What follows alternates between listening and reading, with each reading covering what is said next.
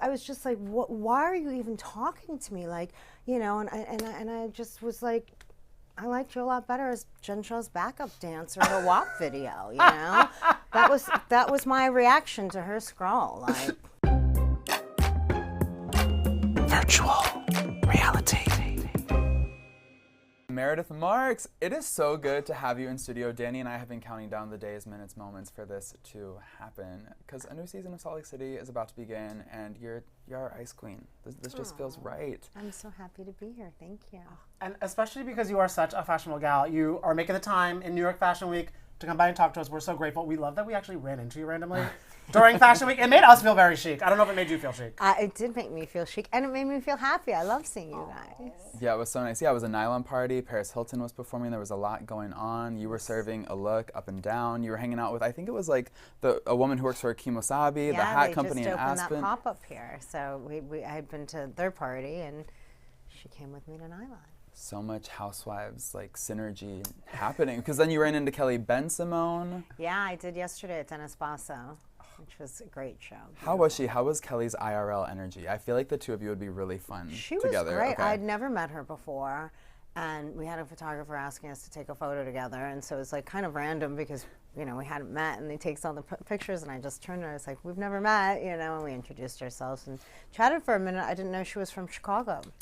I actually didn't even know that either. You truly do learn something new about Kelly Ben-Simone every day. So you really I am do. a wealth of information here. Wait, but I'm glad it was Kelly next to you because we just, of course, watched the first episode of this new season of Salt Lake City. And while there are some gals I feel you'd be happy to photo with, there's some that I think you might, like if it was like Mary or Angie, you might have wanted to scooch down a few more seats.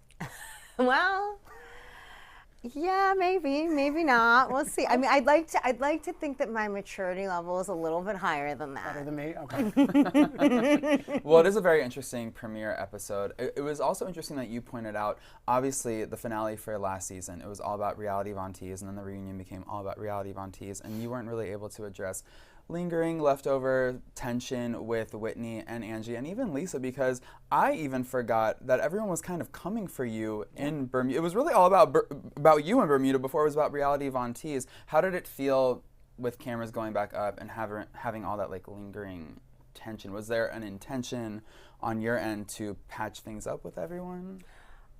It didn't feel, yeah, I mean, of course, you're always looking to find a peaceful space in relationships. I don't think anyone is like, I want to have conflict with her forever. Right. So yeah, of course, but I didn't feel like it was like my place to go and solicit an apology or anything like that. And actually, I was very clear that I was not looking for an apology, that I was noting that there wasn't one. And there's quite a difference there. Yeah. So I wasn't asking for anything. If you don't want to apologize, please don't. Are you surprised that none of them felt like they had to apologize? Well, first of all, it's not none of them. Okay. You know, obviously we have time in between the times you see us. Yes. Right. And I mean, I don't think Lisa could have apologized any more than she did. She profusely apologized. She felt very, very badly about how things had gone down, and felt that, you know, she didn't have all the information and she felt misled. Yeah. So I'm sure we'll see some of that at some point because she continues to do it over and over and over again. But she did do that even prior to, so I was fine there. I was fine there. And, you know, Heather, who had the least hand in it, also had apologized to me. And so really we were talking, you know, about Angie and Whitney, who I'd not heard from, which, you know, was not terribly surprising. It's not like we talk every Tuesday and Thursday. And, you know, I can still say Angie, I barely know, like, you know, Okay. so. Well, you were talking about you weren't soliciting apologies. Angie definitely was, with her whole scroll coming up with reasons why you needed to apologize. What did you think of that stunt, that prop? Did you think she was looking for a moment? Looking back on it, do you find it funny? Like, how are you processing it? I mean, it was odd to me. Like, I didn't even get it because you're coming to me with this scroll of things that I'm not responsible for. I didn't do these things you keep accusing me of that you've been told I didn't do Monica flat out told her, even the day at the après-ski party, when the accusation came out, Monica did turn to her and say, she didn't tell me this. And then maybe Angie didn't hear that, they're fine, whatever, but then we see she did hear it at Greek Easter. And she continues to want to hold me accountable for things that I just didn't do. And yet she has done most of those things in some form to me. Wow. So it just was, I was just like, why are you even talking to me? Like, you know, and I just was like, I liked you a lot better as Jen Shaw's backup dancer in a WAP video, you know? That was my reaction to her scroll. Like, you just want to keep scrolling on TikTok, seeing her doing little dances in her sunglasses. Yeah, much better Angie vibe. But she is really doing a lot, not just with you this first episode, but also kind of like getting in the mix between Lisa and Whitney. And then I feel like she kind of, when she found out that she was like getting called out for that, I think she kind of tried to go into hiding and it didn't really work out for her. yeah, I mean, you know, it's a dangerous game throwing yourself in the middle, and it can backfire. And when you're not the one under fire, sometimes it's best to just take the you know, little gift you've been given. Now, before this season premieres, a lot of fans are getting really excited to see that you and Lisa have been commenting hearts with each other, and it seems like all is well in the friendship. You were saying she was very apologetic for, you know, coming for you last season, but how did we get to this space where you two feel good about your friendship? I think even one of you was like, we got this. Like, it's just like so much support, and it just, as an OG viewer of Salt Lake City, like it warms my heart. Yeah, I mean, so for Lisa and I say this over and over because I really do feel it's a new friendship. The same way I say I'm on my second marriage to my husband, because it's a new relationship, even though technically it's And not. y'all are thriving, you and Seth, so. Yeah, you'll see we have some bumps this season. Oh. It's all like not crazy, but you Manageable. know, some Life, yeah. we had some transitions that, you know, with him not being around as much, that just created some difficult moments for us. Okay. So you'll get to see all that. I'm not going to tell you too much because we'll let it unfold. Yeah. But yeah, but I see my friendship with Lisa in the same light, that, you know, neither of us want to go back to what it was, and we want a new friendship. And I think we're both aware of the mistakes that we made, in addition to the other people having a hand in our demise. I think there were others, you know, that poured a lot of gas on the fire. Who do you think had the biggest hand in your demise, would you say? Probably Whitney. Okay, and now. But again, I don't know. I say that probably because there are things that go on that I don't know, I don't see. And so I'm putting pieces together to form an opinion on that. Maybe not. You having tension with Whitney and Lisa having tension with Whitney, sometimes when we have a shared enemy, that creates space for us to grow closer together. Do you think that also helped you to rebuild your friendship, because it was like you're both bonding over, Whitney, she's crazy and she's making our lives harder? And I mean, not so much. You know, I kind of get thrown in the middle of some of their conflict, you'll see. And I think maybe that was more of what, if we were talking about bonding over, you know, issues with Whitney, it was more that I got thrown in the center. And so that, of course, is going to, you know, kind of connect you. But other than that, no, I think, you know, our relationship is pretty independent of the other women. Now, because it just happens, especially in Utah. People like to get in the middle of the mix, you know, and there's a friendship and someone's like, let me see what I can do here. Because a lot of viewers, of course, are really curious to see what is going on with you and Mary. And her first episode being so close with Angie, who is hitting you with the scroll and everything, do you think she kind of had a hand in the chips in that, or is it a completely different thing that we're going to see?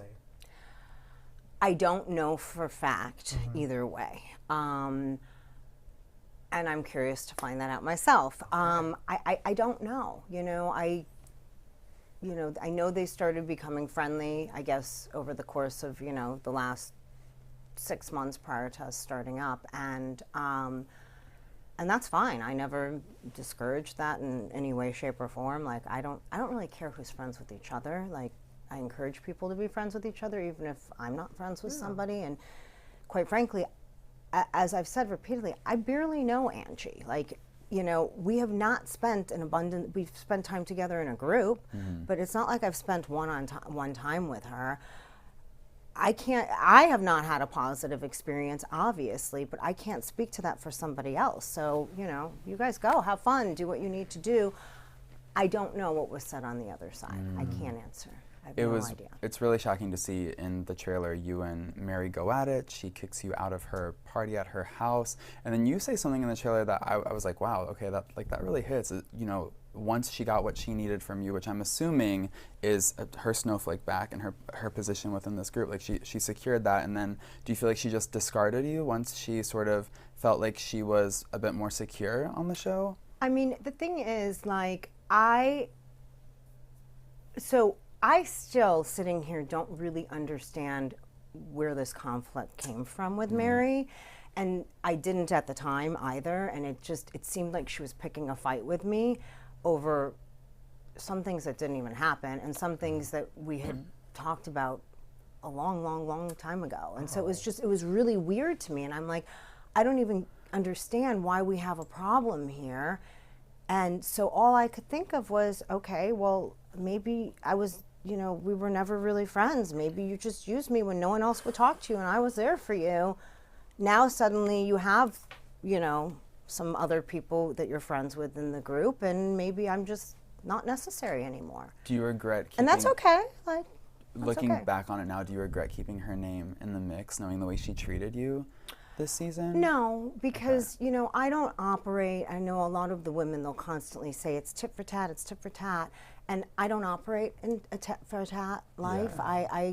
I do what I feel is right, and I feel like how I handled things with Mary was right, and I wouldn't change it. I wouldn't go backwards. It's not about like, oh, I did this for you and now you're not nice to me. It's just, it makes me feel used. That's all. Do you feel, because like you were kind of saying, with you and Seth, second marriage, you and Lisa, new friendship, do you have a hope that you and Mary could get to a second friendship and a clean slate, or do you think that seems not really on her vision board with her new squad? Or I don't know. Yeah. Would it be on yours? Would you hope? I always like to come to a place of peace. You know, dynamics change, and like I said, it's a new friendship with Lisa. It's not the same friendship we had before, and so sure, I would imagine that we can find some place of peace and maybe some kind of a new friendship, or at least a new relationship, even if it's not technically a friendship. So what she did this season wasn't necessarily unforgivable. I just don't even understand it. Oh, right. Like, what am I forgiving? Step one. It's like, I don't even understand what you're talking about. Like, I don't get it. She needs the scroll. You're like, give me a scroll, please, Mary. Yeah. What do we think about the new girl, Bronwyn? She has a lot of fun fashions. Is she a fun person to hang with? Are we a fan? Yeah, you know, I knew Bronwyn. I met her like maybe 5 years ago. I did not know her very well going into, you know, the winter. We had met and had drinks once, and then COVID hit, and I kind of like lost touch or whatever. So I don't know her well, but she's, you know, big personality and strong opinions, which, you know, is important in our little circle here. So as I will say for Bronwyn and, you know, the other two newbies as well, for Maylee and Brittany, jury's out until I see the end of the season.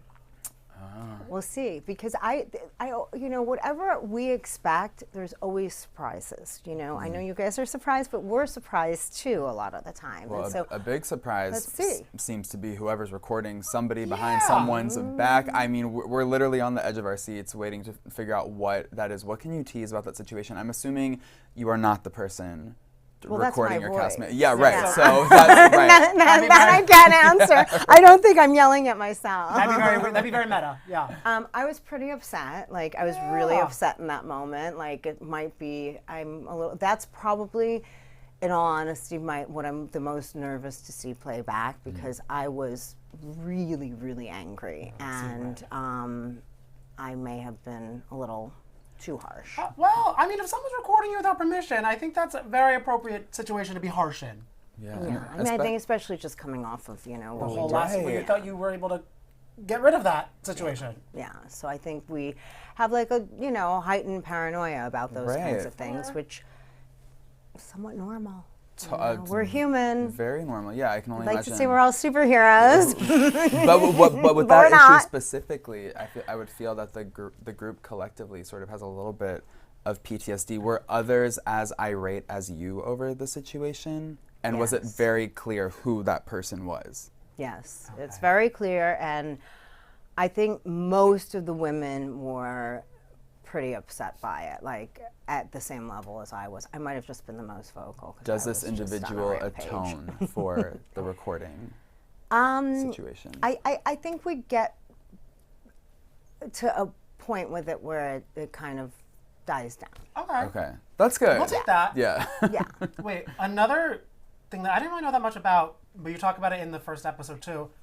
What is going on with the regeneration? I know. What has happened? Have You said you're not a superhero, but you have a superpower. My breast tissue doesn't stop growing. I know. Even Heather she was like, "What the? How can I get that problem?" Yeah. Her response was so funny. I was laughing so hard. No, it's wild. Like I have this weird issue, and I'm hoping this is it. I mean, I never wanted to be that big. I was always supposed to be a small C, and it's just, I don't know. It's like hormonal, I guess. I don't know. It's So there's weird. hopefully not, but a potential you'll have to get another reduction if it keeps on growing. I mean, unless I want to look matronly. we don't want to look matronly now. No. So yes, fashion week. if I have to, I will. That's the thing. It's like, at least clothes are fitting better now. Like that's the whole thing. When you have to go up 2 sizes to accommodate your chest, then nothing sits right, and it's just Your like back hurt. Yeah. it's just not good. That's so, tough, and then also tough to have surgeries, like multiple surgeries for this situation. Have doctors been able to sort of guide you in the right direction as to what it could be? Have you been able to pinpoint?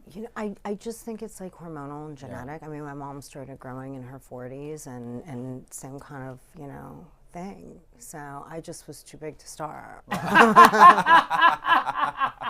Oh my God, that is amazing. Okay, so obviously we have a whole season ahead of us. There's some cast trips always, and then how would you describe the cast trips this season? Because they always add some fun drama. Yes, for sure.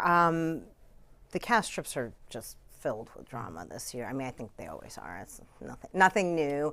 But yeah, it's especially our second one. The trip itself creates a whole drama. So, yeah. Well, drama always gets created, but you always create memes. Whether you're Meredith the meme maker from You Can Leave, Disengaging, Rumors. I hope you are a fan of this one because it gave me life, and it's so funny because you're always so glamorous. People had so many questions about the Breakfast at Tiffany's bangs.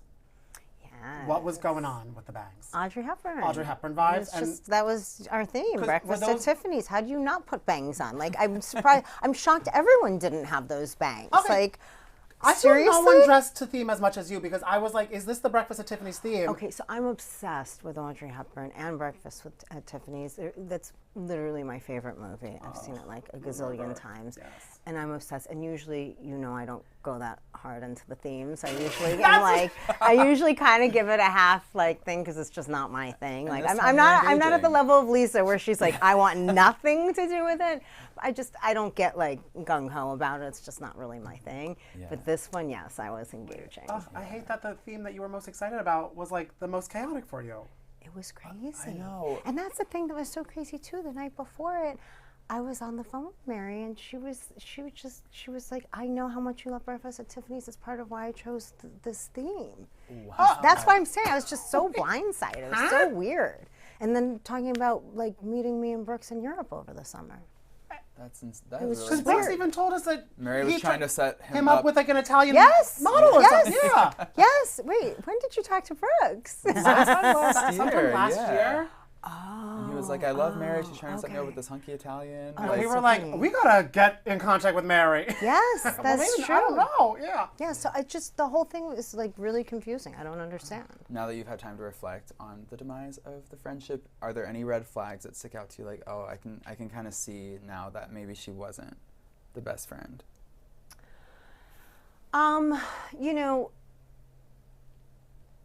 I don't think Mary was a bad friend to me. I don't. I'm not going to say that she.